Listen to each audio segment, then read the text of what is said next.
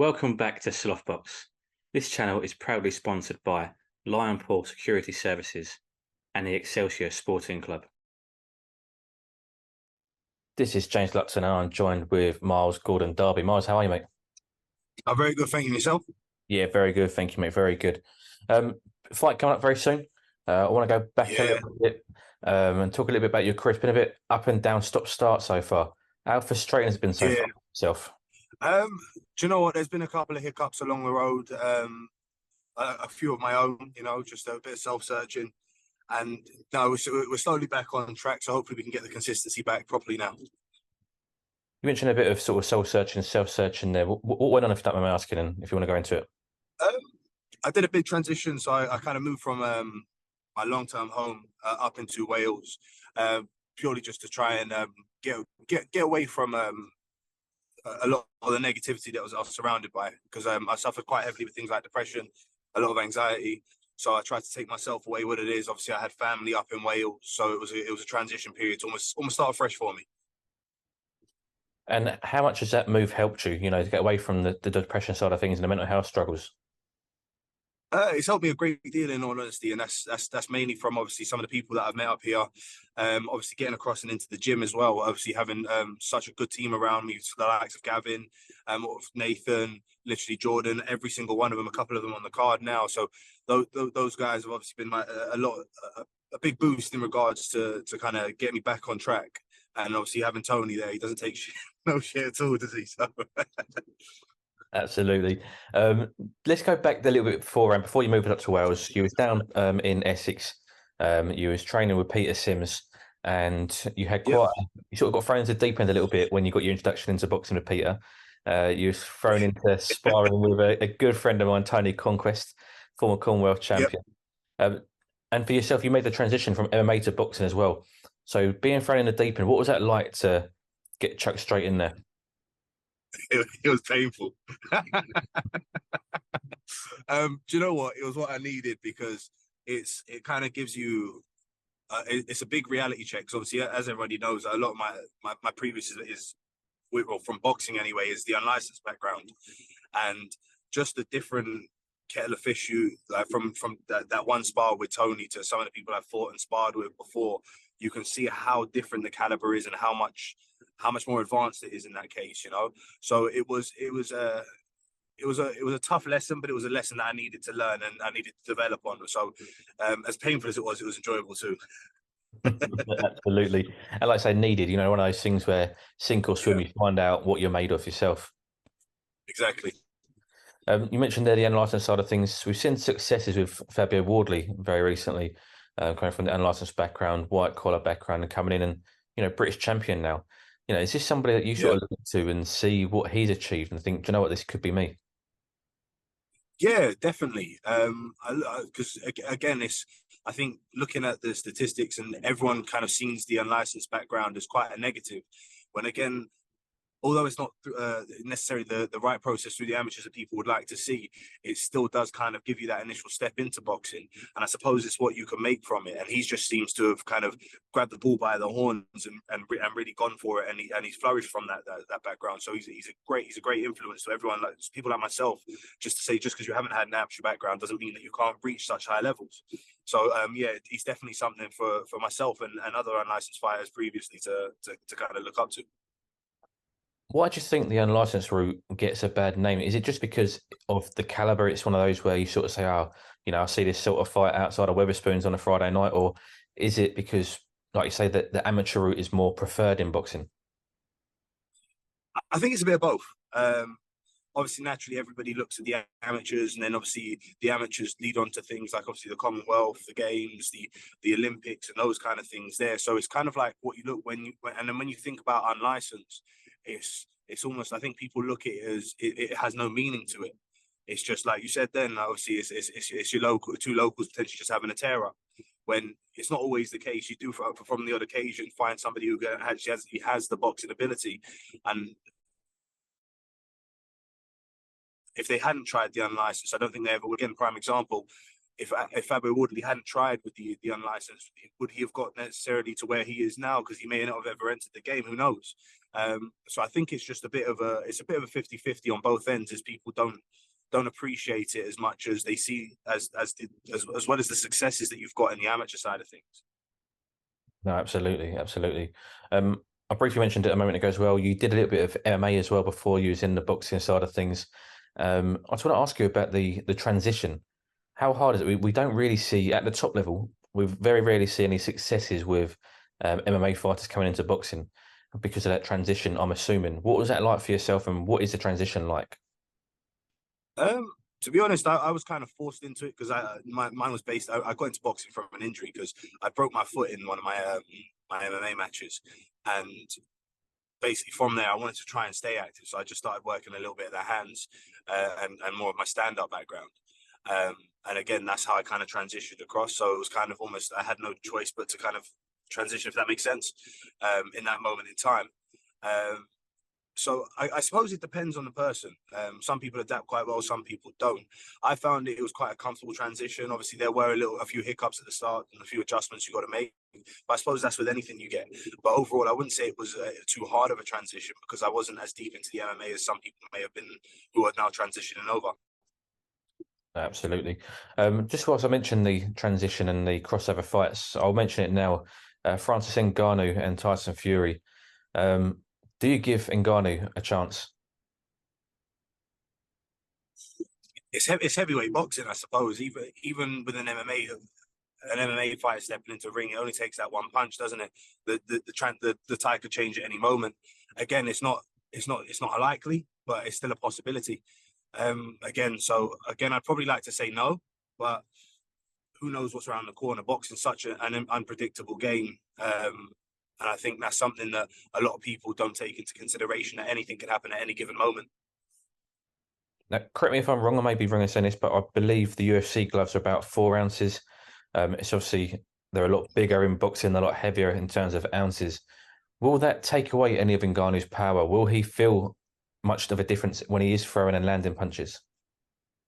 Not necessarily. I don't. Again, I can't turn around and really comment on his camp, but a lot of my stand-up, especially when I was doing Muay Thai back in the day, I was using 16-ounce gloves for training anyway. Your sparring was based on 16-ounce gloves. So there are some similarities in regards to the training, not necessarily exactly the same methods, but again, from when you think about things like obviously the glove perspective, you don't always train in your fight gloves. So again, it may or may not. It's totally dependent on the fighter, really. Fantastic. Just back to yourself, mentioned earlier, you trained down in the Matchroom gym with Peter Sims a while back. You took a break out, like you say, soul search, and back in Wales now, back in the gym. You've come back, you've had a couple of fights since you come back, back at heavyweight now. For yourself, just how pleased are you that you're back in the ring and competing again? Do you know what? I didn't realize how much I'd missed it. Because again, when I did kind of take that time out, I knocked it on the head. And again, to be honest, I don't think people realize how much I actually ballooned up, because I went from fighting about 13.5 to 14 stone mark, and I ballooned straight up to, I think it was 22 to 23 stone.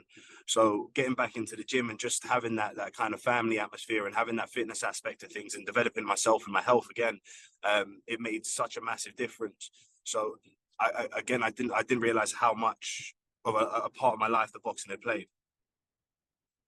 In terms of your next fight, it's 15th September, I believe, is the date. For you now, obviously, each fight you take it as it comes, sort of thing. But do you have a new mindset and a new buzz for each fight camp and each fight date? Yeah, I do. There's probably not enough fit in Wales at the moment. Again, obviously, with this, there's a couple of dates pending in the pipeline now. So again, it hasn't been as active as I would have probably liked it for myself and a lot of us, in all honesty. But again, I think now that the consistency is showing a little bit more regularly, now we've got more promoters paying an interest in Wales, it's definitely something that gives me a little bit more excitement, and it's definitely something that gives me something to look forward to, a goal after a goal, if that makes sense. And for you, in terms of when you started your career, you was on Matchroom shows, next gen shows, these, big outings. and now you have sort of taken a step into the small hall shows in Wales, like you mentioned. Then it is difficult to get these fights out there in Wales. There's not a big crowd really as such, or a big No. for you know what I mean. There's not as much attention over there in Wales. Does that give you more hunger now to get back on these televised shows and back to the promoters, the big promotions, etc.? Yeah, it does. But do you know what? Again, I'm just happy to be getting back and staying active. So I'm not trying to focus too much, because I think if you focus too much on the bigger shows and obviously the main promoters, I think it can be quite disheartening when that time doesn't always come. Like you look at some of the transitions and some of the issues that have been going on in boxing at the moment, with a lot of the main shows, with obviously fights being cancelled, show being rescheduled. Whereas I think the consistency has always been quite good with the smaller hall shows. So I try to keep my focus on whatever the moment is. Again, it's always nice to have those big shows, but the smaller hall shows are what going to keep boxing going, keep the consistency for everybody. And then obviously when they do come around, it's something you can enjoy in the moment rather than focusing on that too much and then it not happening. No, definitely. And I want to mention a name to you. Those who are clued up on the Welsh boxing scene, they will be looking very close at your fight in September the 15th, and they'll also be linking your name to Moses Jolly, and they'll be looking at that Welsh heavyweight title, which hasn't been contested for a very long time. Is this a goal of yours to look at that title, and obviously the Jolly fight? Is that in your sights? Yeah, it's definitely something on the cards. I'm not going to turn around and say it's my main focus now, because regardless of whoever I'm fighting come 15th of September, I don't want to overlook anyone at that moment in time. So it's definitely something that could be on the cards. It's a conversation once the 15th of September is out of the way. Definitely. We mentioned obviously you had a breakout of boxing. You said yourself, you'd essentially retired. You didn't think you was going to come back to the sport.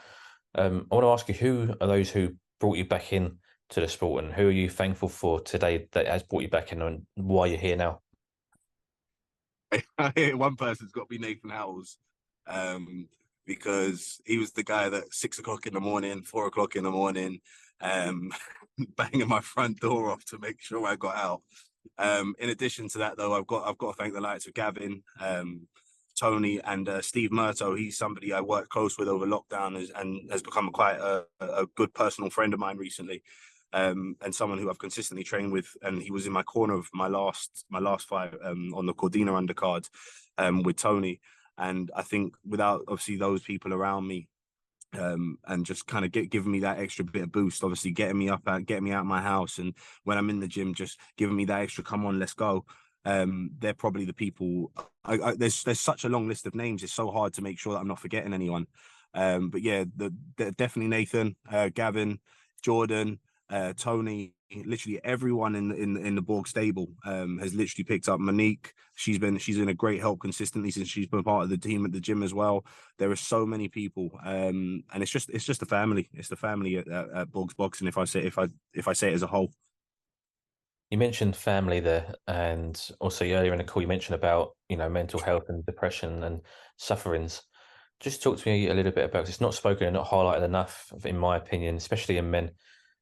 Things that you may have gone through, but tell me about the family and what it means to you now to be in the gym, and how much it helps you to, get you out of the bed in the morning, never mind get up and box in the night. Do you know what? I think the main thing is the judge left at the door. And that's, as men, like you said, it's we, as much as we never like to admit it, we do worry highly on getting judged and what other people think. But then our problem is we want to kind of hold in this issue of we hold in this masculinity issue, where if we think about talking about emotions and letting those things go, show a sign of weakness. Whereas in the gym, you come in, you have your good days, you have your bad days. Everybody's on a level at that moment. Nobody takes himself and looks at themselves as better as each other. You're all working in unison. You're working together to develop each other's skills and better each other in a way. So it's all about coming up to that level. It's always trying to step up and be better. And I think that whole environment in itself just takes away all of the ego as such, and it kind of helps you to kind of almost focus on what's important in that moment in time. Absolutely. And just the last question I want to ask you, Miles, any advice for anyone who is struggling, who, is in a bit of darkness? Speak out. That's probably the one thing. And it doesn't matter it doesn't matter how it comes across and how you think about it. Just honestly, call a helpline, even my own social medias. You don't have to know me. If you feel more comfortable with speaking to me through it, again, I'm not always going to turn around and say that I can give the best advice, but I always want to hear, because at the end of the day, communication is key. So just speaking out to somebody, like giving yourself that chance to actually get in touch with your emotions and finding that right help. At the end of the day, if I can't give you the right answers, I might know somebody who can. So again, it's just speak out to somebody close to you, somebody you feel you can trust, and making sure you're seeking that right advice. Because again, it's lonely as it is, and it's hard enough as it is, and we're in a society at the moment where we are based so massively on opinion. So just speak to someone close to you, speak to anyone you feel comfortable with, and please just make sure you're making whatever's going on in your head known, because we've lost way too many people previously to suicide because of these things. So it's just, again, if I can say anything, just speak out. Miles, thank you very much for that. And I wish you all the best of luck September 15th. No worries. Thank you very much. It's a pleasure.